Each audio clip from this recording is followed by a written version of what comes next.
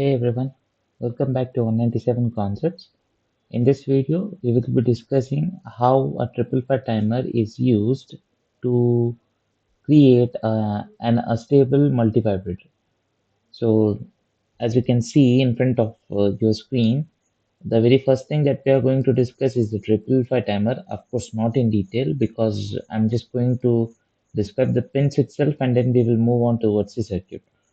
So in this circuit, we are going to design an astable multivibrator, and along with that, you are going to create a printed circuit board, or else the virtual part of it. You can say the layout of it to get the printed circuit board.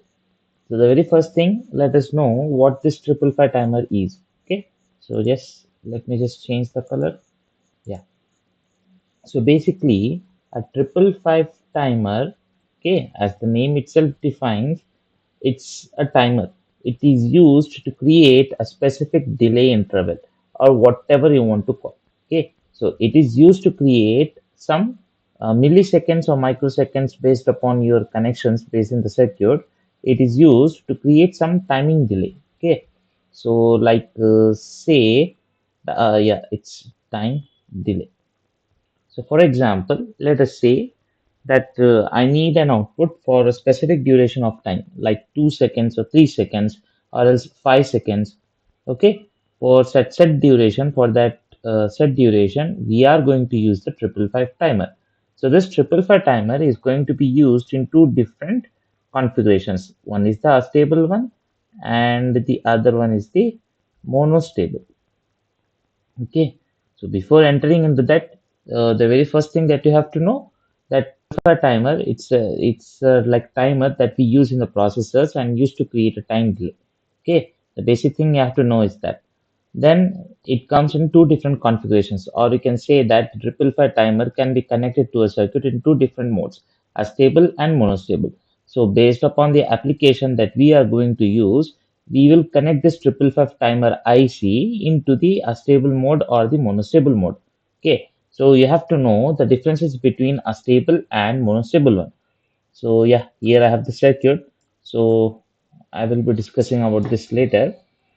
Uh, Let me just erase this one so that we can speak it. We can discuss much clear. So yeah,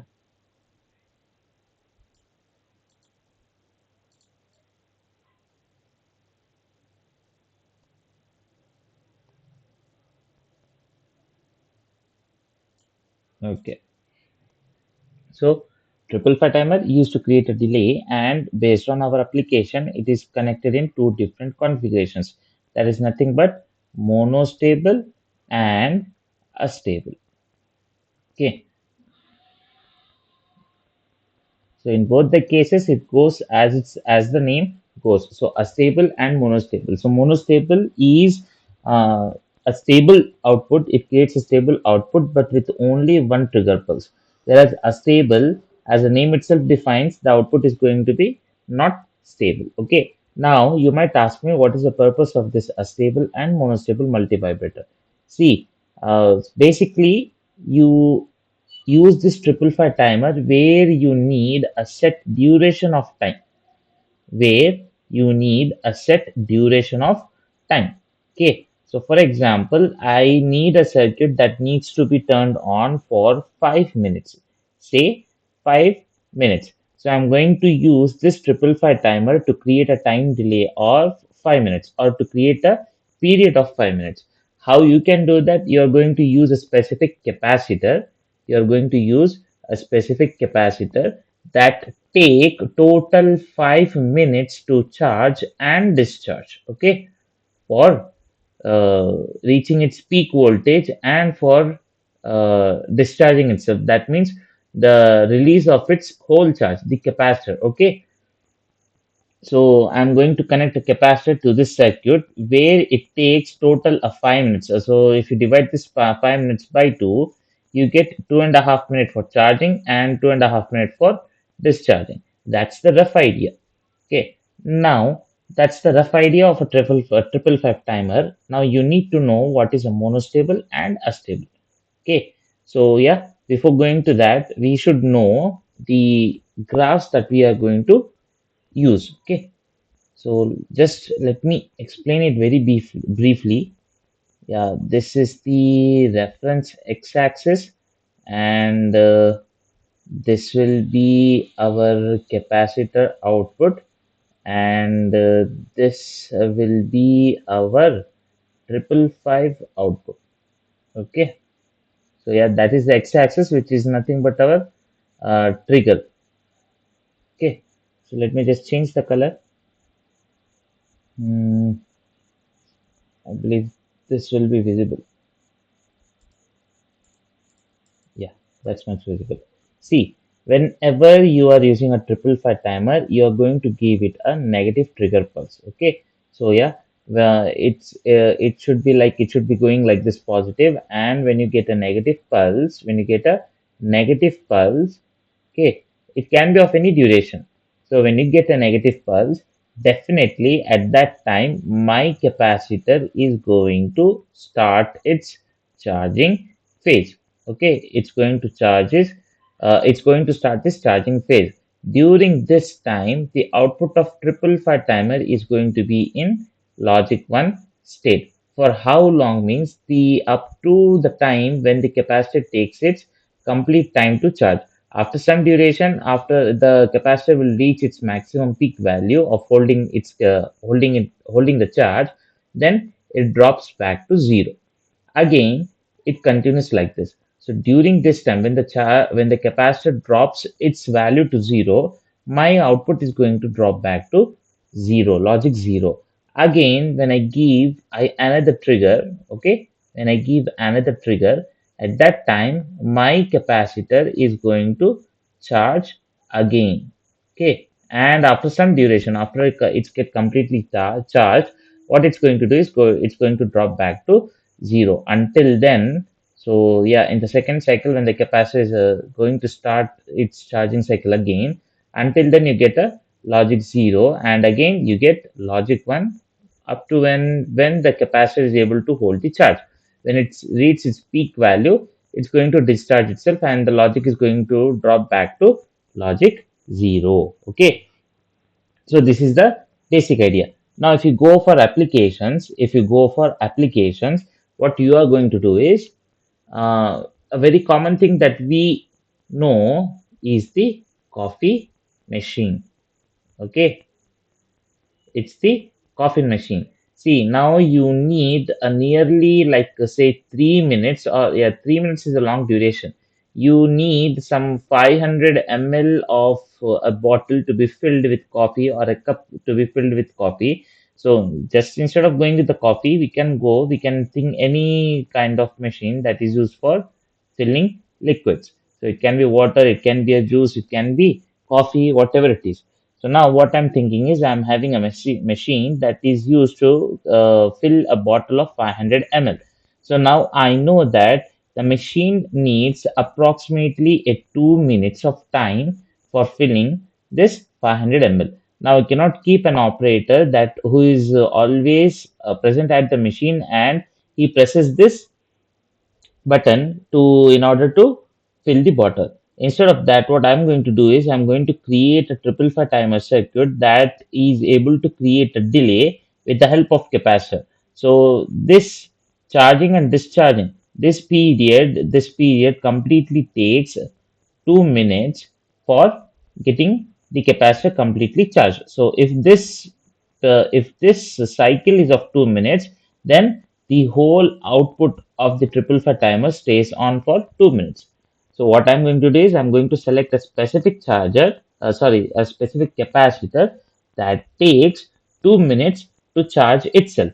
Okay, after receiving the trigger pulse from the external world.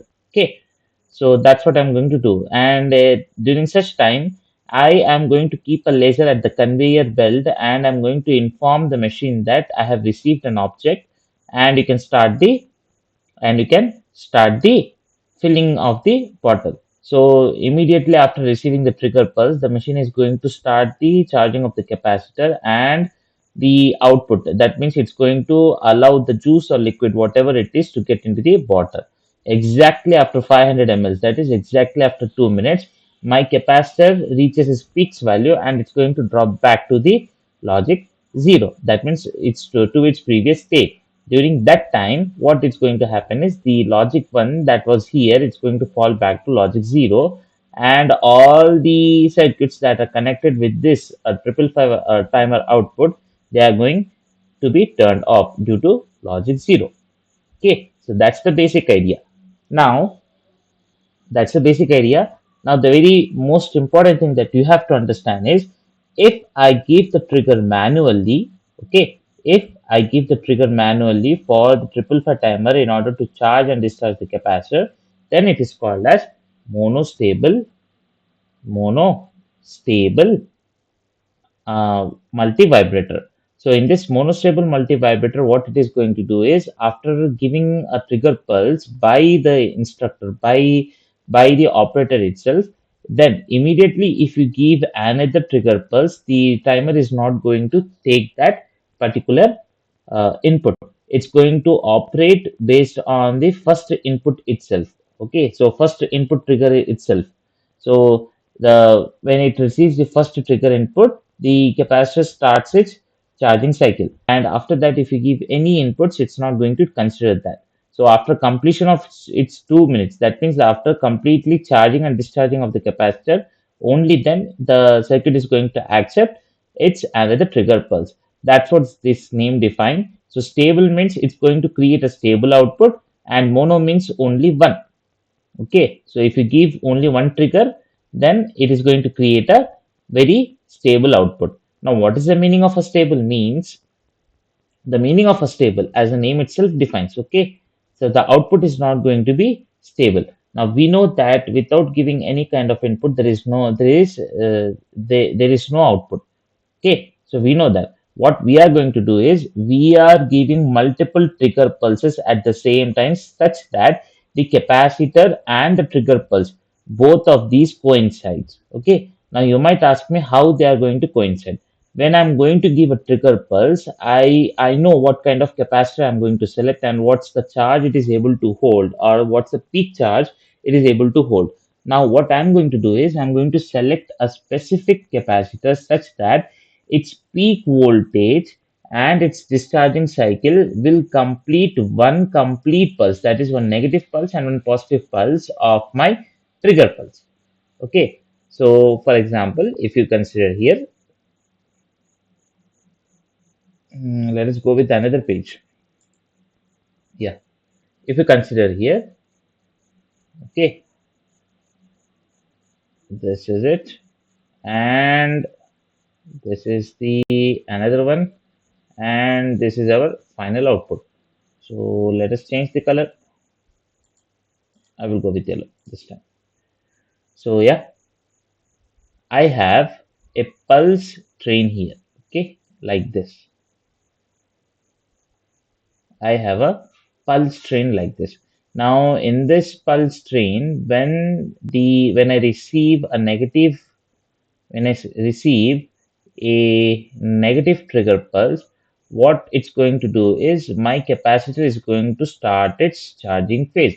So this is the charging period. And immediately after reaching its peak value, it's going to drop back to 0 volts. Again, it's going to receive a trigger pulse. So in the negative voltage, and it's again going to charge itself. And now what it is going to do is again it's going to discharge itself. Then finally again a charging phase and then a discharging phase. So in this duration, what you are going to observe in the output is you get logic 1, logic 2, and again repeatedly you are going to get logic 1 and logic 0. Okay, so logic 1 you get when you have a charging phase, of the capacitor, and when the capacitor is discharging itself, you get the logic 0. So in this manner you get a fluctuating output of the capacitor. Oh sorry, you get a fluctuating output from the multivibrator. So this is why it is called as a stable multivibrator. So it's not going to be stable. It's going to be in an unstable state, and that is why we call it as a stable multivibrator. So here, if you observe here, we are giving the trigger pulse again and again to the capacitor, and its charging phase its charging phase, the capacitor's charging phase is equal to the pulse width of the negative trigger pulse. And of course, its discharging phase is equal to the positive pulse, the positive pulse of the trigger pulse. Okay, trigger signal. So after some set duration, after some pulse width, definitely this signal is going to drop back to logic 0. This signal is going to drop back to logic 0, and at that moment, my capacitor is ready to charge itself again from the value 0. Okay, so that's the main concept that you have to understand for the stable and monostable multivibrators or the triple five timers. And in this circuit, we are going to, sorry, in this video, we are going to design an a stable multivibrator using the triple five timer. For that, we do have the circuit here, but you should know some basic pins. Okay, yeah, you have to know some basic pins. So yeah, white color, yellow color won't be available, or it won't be visible on the uh, white color. Let's go with red. But before that, I have to clear all the ink strokes. Yeah, I do have this here. Now, so every IC is going to have a set number of pins. Now our triple five timer is having total 8 number of pins. You are familiar here with the pin number 1 and pin number 8. So this is used for power supply and this is used for ground. So power supply we can give somewhere between 5 to 15 volts. Okay, it's advisable to give 12 volts. That's based upon our application. So generally the triple five timer is going to accept 5 to 15 volts of DC current. Okay, then we have a trigger pulse.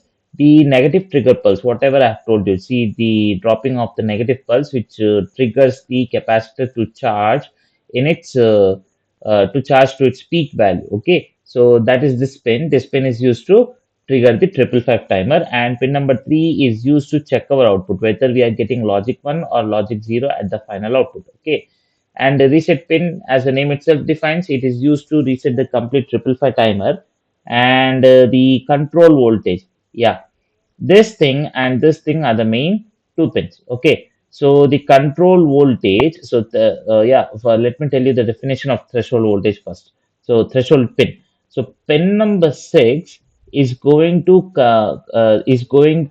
control the charging and discharging of the capacitor. Okay, the cycles or the durations that takes a capacitor to completely charge to its peak value, and the time, if it is in the case of a stable multivibrator, the time taken by the capacitor to discharge completely itself. Okay, so that is controlled by this pin number 3, sorry, pin number 6.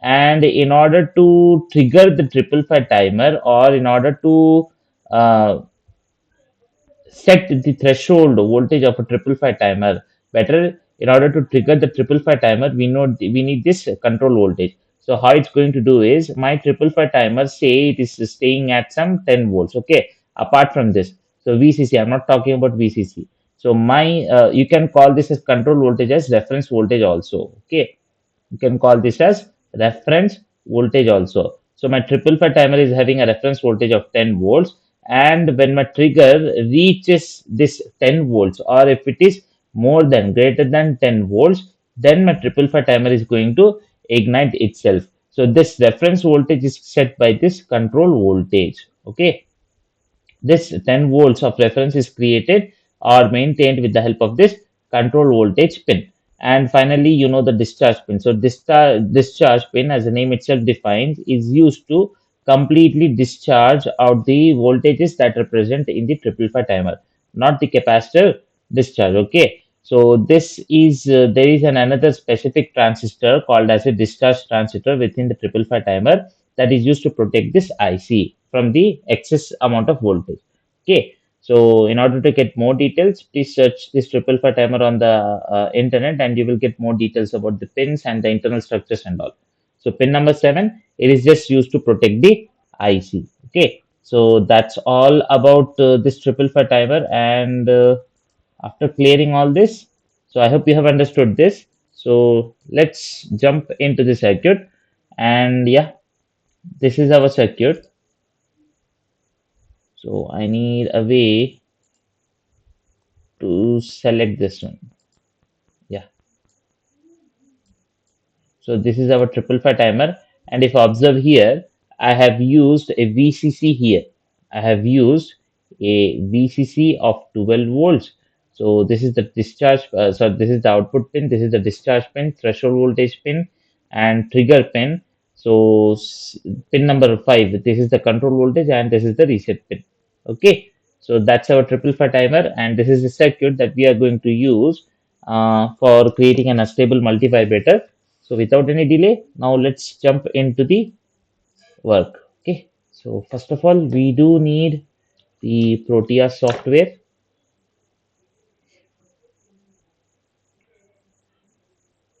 Yeah. I'm going to create a new project.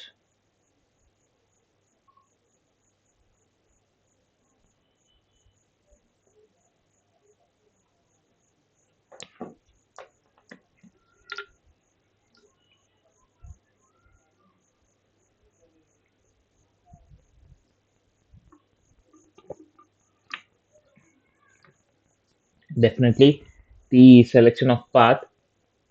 I'm just going to save it on the desktop with a new folder called as Astable Multivibrator.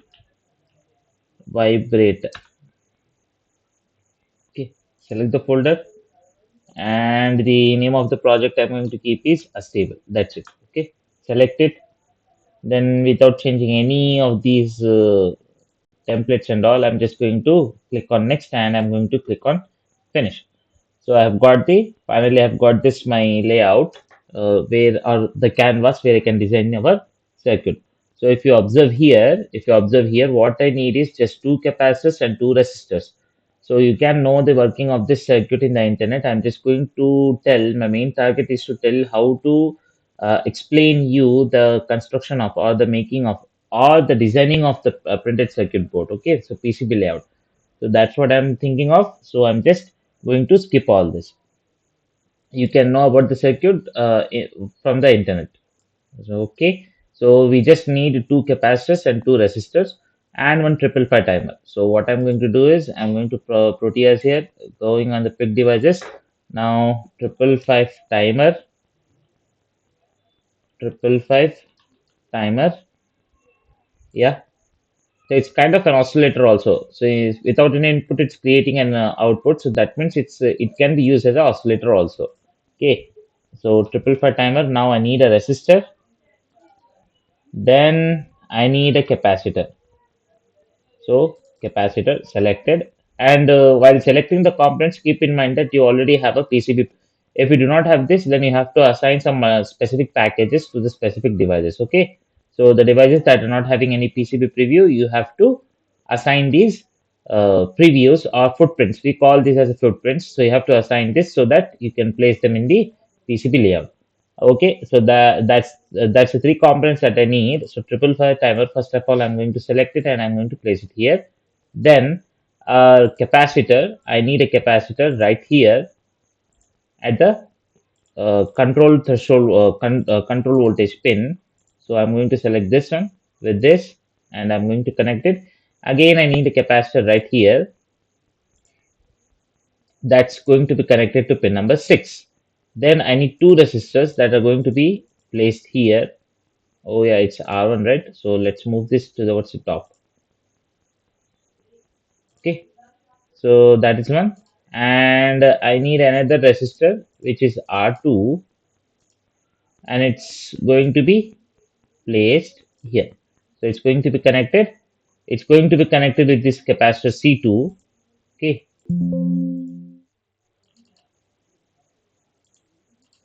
Oh yes.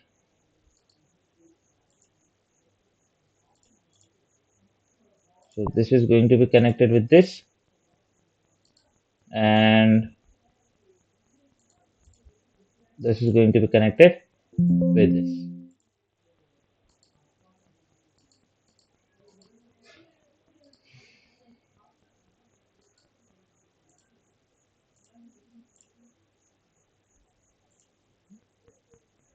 Right. Okay. Okay, and the pin number 4, the reset pin and the VCC pin are shorted here. So I'm going to connect these two just like this, like this. Okay, and the next part is the pin number 3 is used for seeing the output, so no need to connect that. Pin number 7 is going to be connected just above the R2. So pin number 7 is going to be connected just above the R2, and the pin number 6 is connected there. This is for the ground pin. Okay, so pin number 1 is ground. What I'm going to do is I'm just going to level these two, and I'm going to connect these two. Finally, I'm going to connect these two to the ground. Okay. So the threshold voltage, what I'm going to do is the threshold voltage, it's going to be connected with pin number 6. So the pin number 6, the voltage that I'm going to do, that I'm going to get at R2 is again it's going to be connected as the threshold voltage itself, right? Okay. So the pin number 2, I'm going to connect it like this. Observe carefully. I'm not going to join this pin to this ground pin. Okay. So this wire is not going to be joined with this ground pin. It's going to be connected to pin number 6. And then what we have, I've shorted this. This is done. Yeah. There's nothing left. Just changing of the value. So C2. So the capacitor towards the left of this triple ply timer is 0.01 microfarads. So yeah, this one 0.01 microfarads, and this one is 0.1 microfarads. Now that's 10K and that's 10K. The only thing that I need is the power supply. Okay,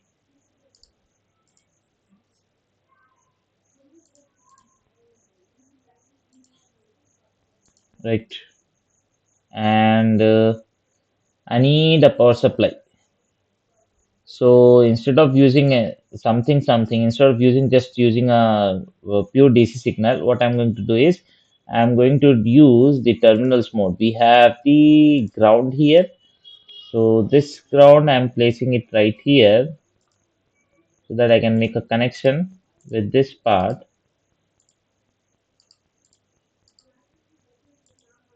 Mm,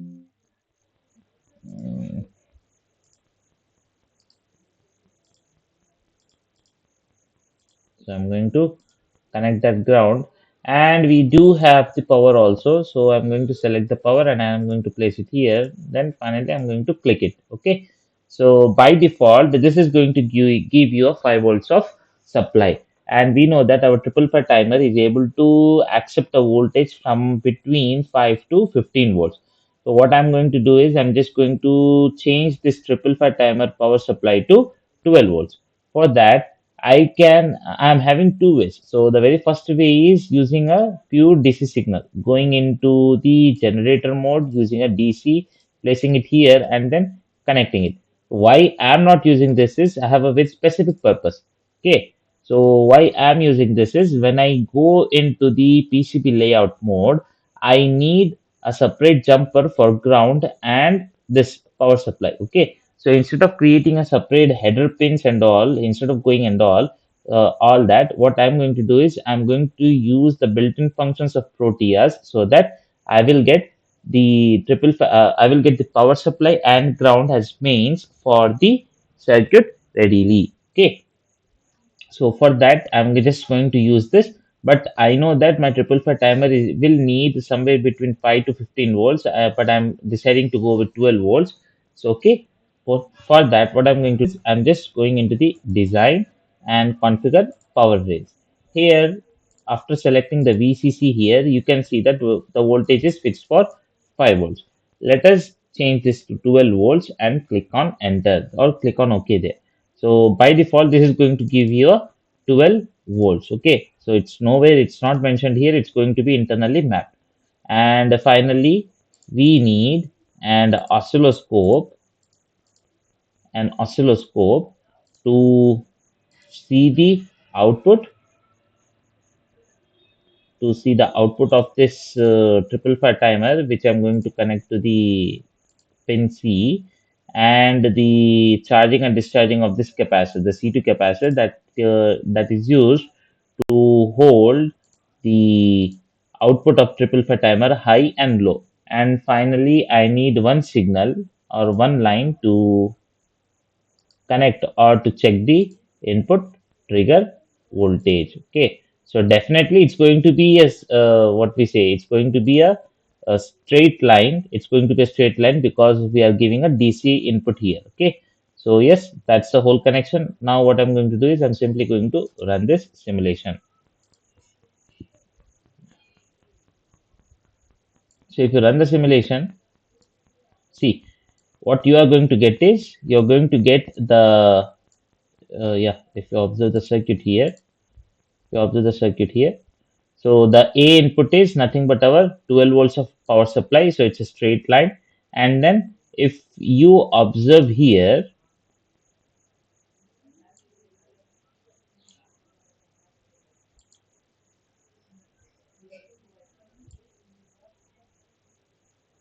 yeah, this is much better.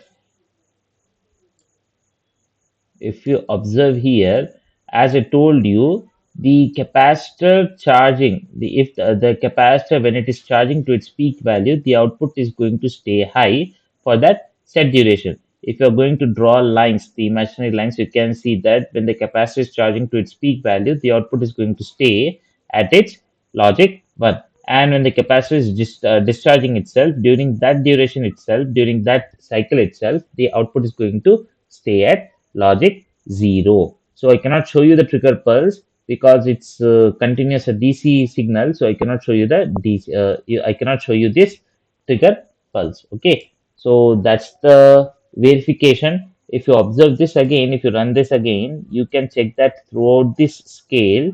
Okay. So throughout the scale, the graph is going to be same. It's not visible here. No, not in this. Right. So if you observe here, when your capacitor is charging, you get a logic output 1, and when the capacitor is discharging, you get a logic output of 0. Okay. So that we can say that our output is verified. Now, what we are going to do is we are going to create a PCB, okay, for a printed circuit board. We are going to design a printed circuit board for this circuit. So for that, I need to do some specific changes. So first of all, I need to delete this triple fat timer. And what I am going to need is I'm just going to need a 2-pin header. So yeah, searching here the 2-pin header,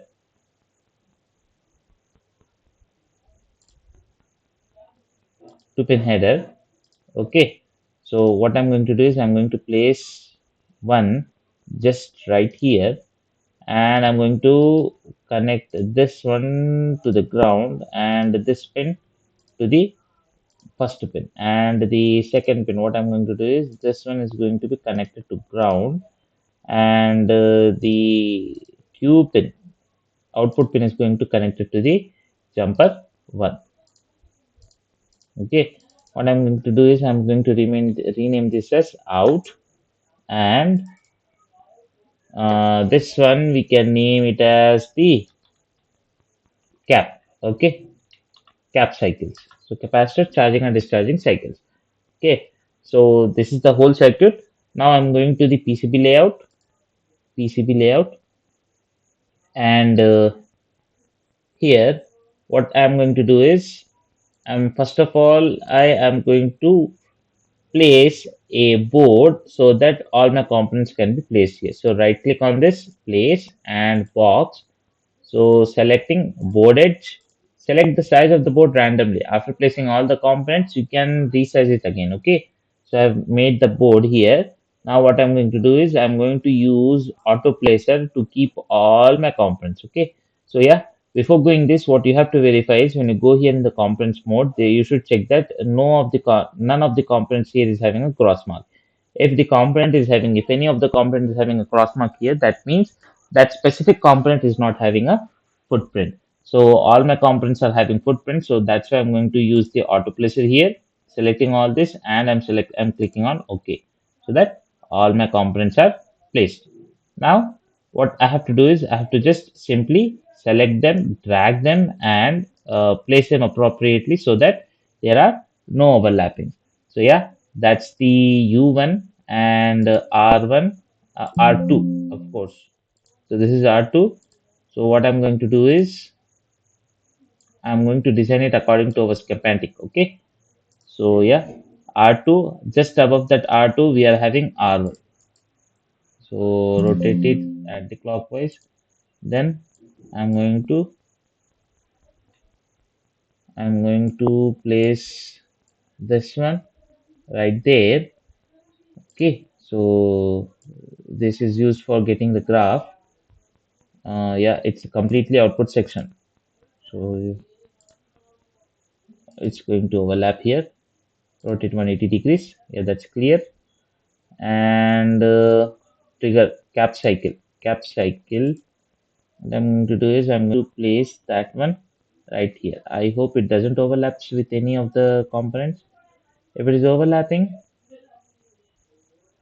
okay, when it comes to the design, we will do it something else. Okay, so it's showing us to connect to pin number 2, but later we will see it. Okay, so we can change the routes and towards the left side, what we have C1 and then C2. So C1 should go somewhere here, and I'm going to rotate it anti-clockwise. Yeah, that's clear. And then this one, drag the component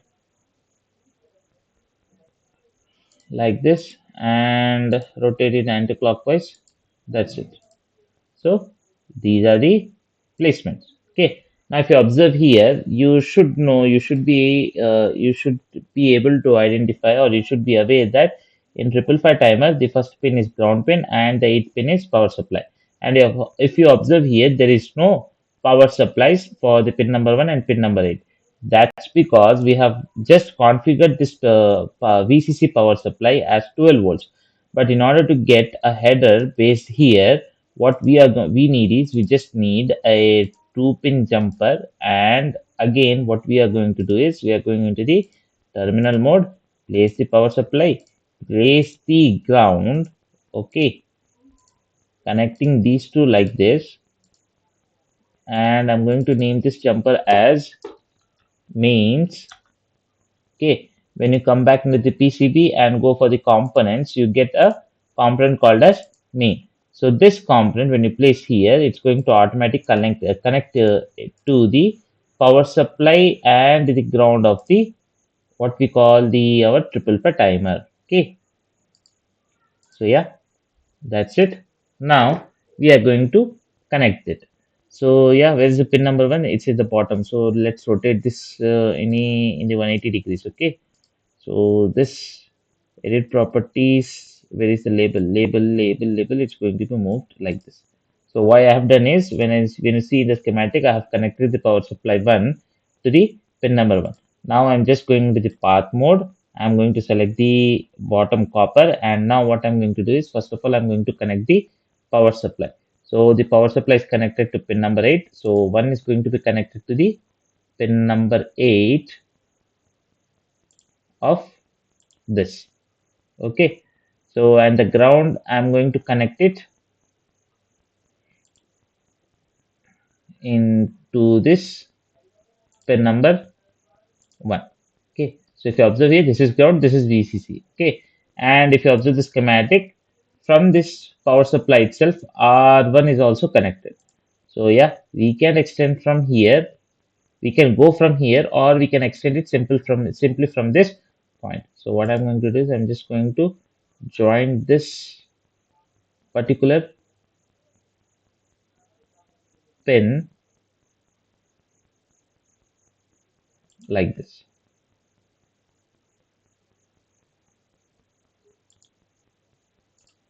Like this. Okay, and yeah, it's a straight connection. You are connecting these two, then this point.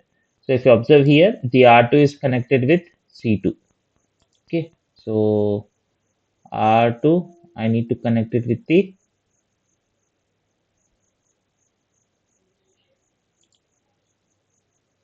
C2. Okay, so yeah, I have connected that, and so the pin number 7 is connected just above R2. Yeah, instead of going so somewhere between, I'm just going to connect it towards the to the terminal itself. So this will be much better. Instead of going somewhere here, it's going to be connected to the terminal. And what else connections do we have? The C2 is connected to pin number 6. C2 is connected to pin number 6. That's why it's showing this one. So simply just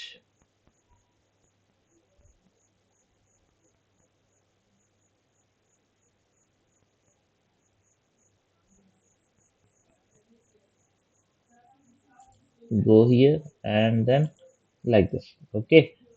Grounds, we will see the grounds. We will connect it in the final stage.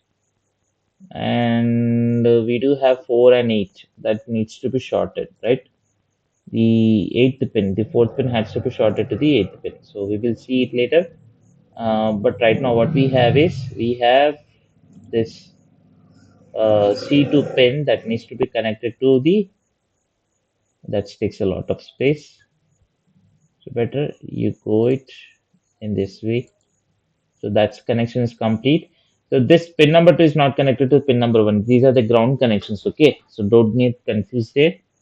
We are going to connect those in the final stage. Yeah, we need the outputs.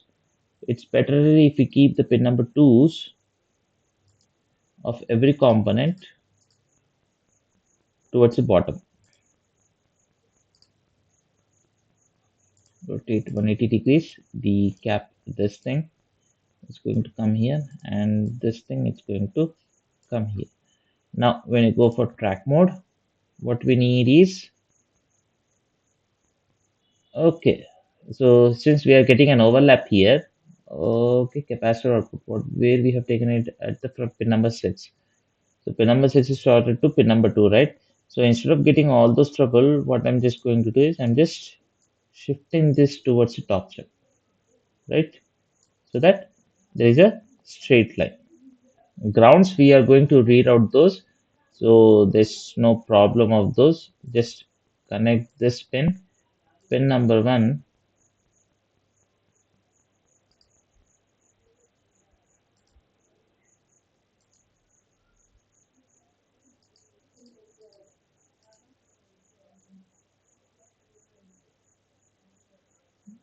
Yeah, it's just for aesthetics so that the outputs will be clear.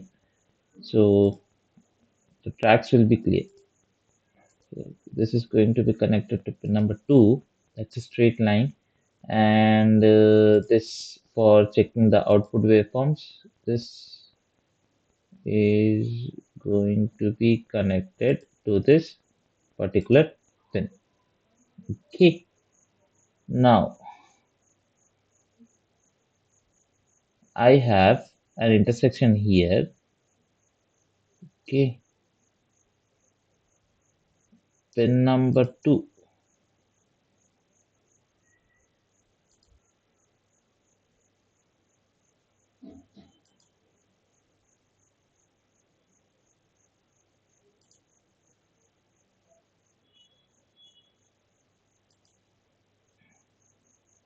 Yeah, that will do.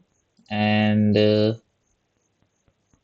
try to keep some distance. No, no, no.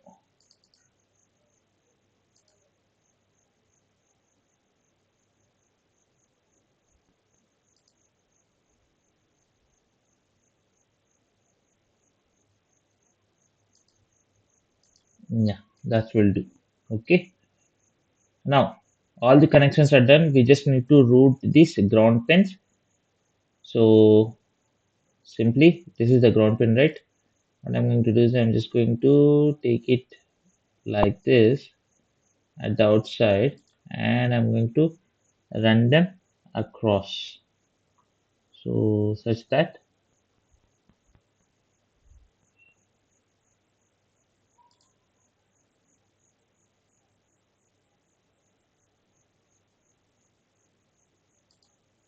right? So see, this connection has been wiped out because this ground is connected to this pin, and this again it is connected to ground. That's it. This cap pin, this has to be connected to the ground also. So yeah, that's the one. That's one connection. And finally, this connection,